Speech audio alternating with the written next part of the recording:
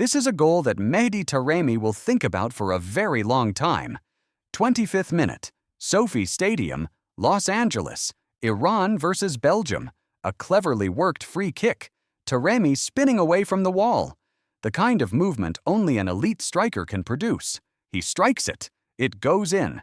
He wheels away in celebration. Thousands of Iranian Americans in the crowd, erupting. And then the flag goes up. And then VAR. And then silence. Taremi was offside, not by much. The automated technology identified it. 4 Iranian players were in offside positions when that quick pass was played. The goal was disallowed. The score stayed 0-0. A match that could have changed everything for Iran stayed level. Even after Belgium were reduced to 10 men, stayed level. Goalless until the final whistle in Los Angeles on the 21st of June, 2026. Both teams now sit on 2 points in Group G. Belgium, with Kevin De Bruyne, Romelu Lukaku, a goalkeeper of Thibaut Courtois' quality, could not break Iran down for 90 minutes. Despite playing against 10 men for the final 24, Lukaku failed to score. De Bruyne created moments, but not goals. Belgium's coach said his side lacked efficiency in front of goal. But that's Belgium's story. And it's not the story that deserves the most attention tonight. The story that deserves the most attention is Iran's.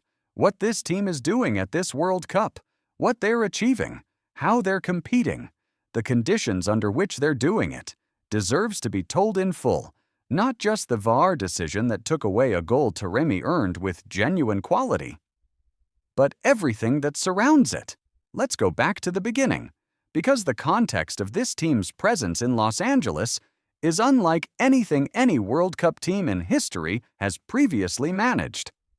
Iran is at war with the United States, not a trade dispute, not diplomatic tension, a military conflict that began in late February 2026. Strikes, casualties. Iran's participation in a World Cup hosted primarily by the U.S. was in genuine public doubt for months before this tournament began. The country's sports minister appeared on state television and said, "Under no circumstances can we participate." 6 words. An absolute. The resolution, when it came, was one of the most remarkable logistical arrangements in the history of this competition. Iran's base camp was established in Tijuana, Mexico. Directly south of the border with California, the team sleeps in Mexico. On match days, they cross the border into the United States, play their football, and return south. That same evening, Mexico's president agreed to the arrangement without conditions. The governor of Baja California welcomed Iran's team to her state as if they were at home. A World Cup nation at war with the primary host country, competing in Los Angeles by crossing an international border on the day of each fixture. 15 of Iran's federation officials, including the federation president and vice president, were denied visas to enter the United States. They are not at SoFi Stadium watching these matches.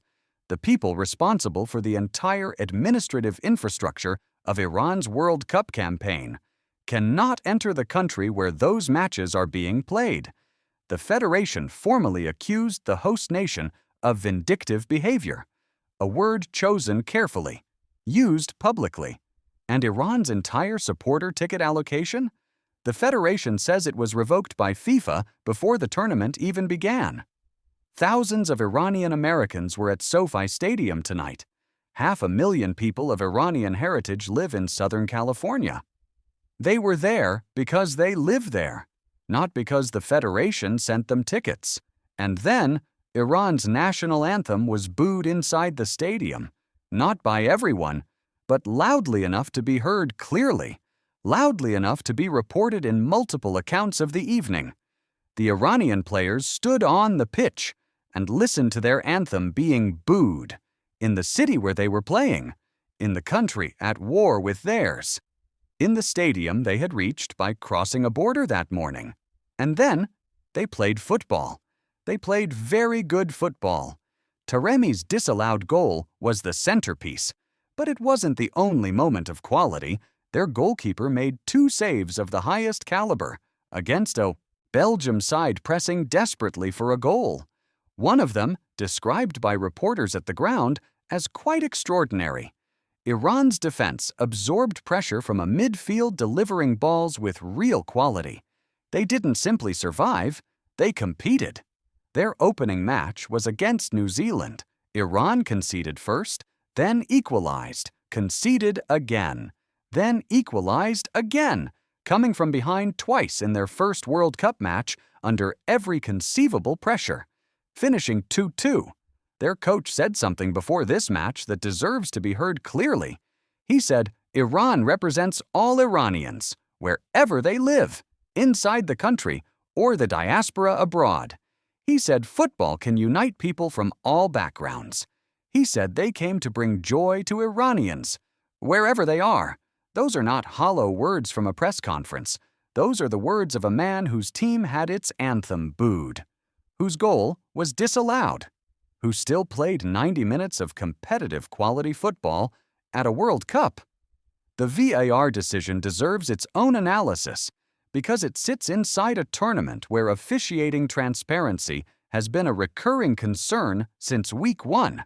Iran's free kick was well designed. Taremi's movement was intelligent. The goal was visually convincing. When VAR reviewed it, the system identified 4 Iranian players in offside positions. Taremi himself was only marginally offside. Unlike some of the other VAR controversies at this tournament, this one appears to have been a correct call under the laws of the game. It was no less painful for that. A correct call and a heartbreaking one can be the exact same thing. Iran's final group match is against Egypt, a match they can win, a match that, if they win it, takes them into the round of 32 for the first time in their World Cup history. Given everything they've navigated to be here, the war, the Tijuana base camp, the denied officials, the revoked tickets, the booed anthem, the VAR heartbreak in the 25th minute, the idea of Iran advancing from this group is something the football world should be paying attention to.